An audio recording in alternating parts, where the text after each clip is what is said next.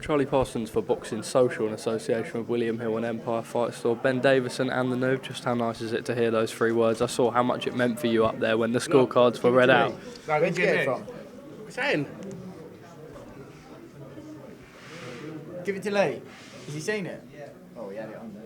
What's that, Bill? Are you eating already? Celebrating the cake, got cake in there, no? Sorry, what was the question? Just initial reaction, we saw how much that meant for you up there when the scorecards were announced. Yeah, buzzing. Look, you know, I got a lot of stick for choosing Mauricio Lara in the first fight. I think that out of 12 and 7, 18, out of 19 rounds, Mauricio Lara might have won 2 or 3. You know, I was confident that could have happened in the first fight. Unfortunately, it didn't. It took 2 attempts. But yeah, I'm absolutely ecstatic for Leigh, 2-time champion of the world. It's great. But it's mad because I spoke to Leigh on Wednesday and I said a lapse on concentration, and he was very quick to sort of say, no, it wasn't a lapse. There's some minor changes that needed to be tweaked.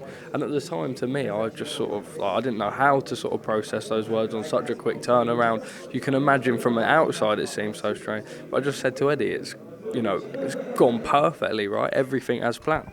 Yeah, I think, you know, look, some fighters are not all coaches and all fighters click, because I will say that we are very critical.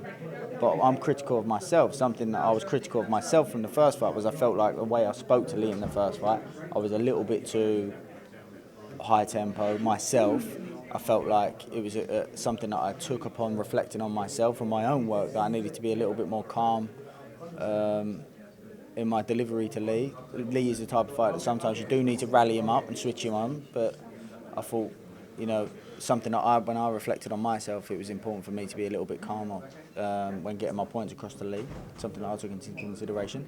But like I say, we were very critical and we looked at certain things that happened in that first fight, and it's easy for us to push the narrative of it was just a lapse in concentration. And it was to a degree, but there were certain things that went missing, that went away before that led to a build-up of a lapse in concentration. So, yeah, you know, Leigh's a dream to work with because he's very coachable. He takes these points on balls. It would have been easy for him to push the narrative of, just a lapse in concentration, but it was, you know, it's clear that he's taking it on board, and that's why he got the victory tonight and made those adjustments. Ben, out of curiosity, Komatov is the mandatory, but if we're being real, it's not a fight that sells particularly. It's sort of high risk, low reward. Would we agree in saying that? Josh Warrington was the one that Leigh immediately spoke about. This one was a quick turnaround. He's almost been likened to a sort of throwback fighter as such, in the way that, you know, he's happy to do a quick turnaround again to make sure the city ground happen.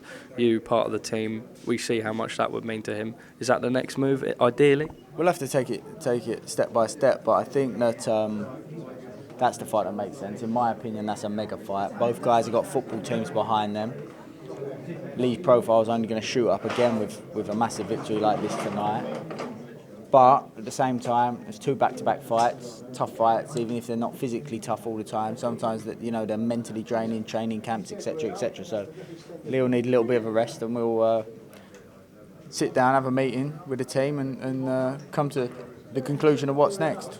Well, Ben, congratulations, I got you at last. How will you be spending the rest of your evening? A few bevs and some food? Oh yeah, I was just saying there, I don't know how some of these fighters end up going out after fights and things like that. It's, like I say, it's not only physically draining but emotionally draining as well, so we'll probably just go back to the hotel, enjoy a bit of food and maybe a couple of bevies. Ben Davison, congratulations and thank you for your time.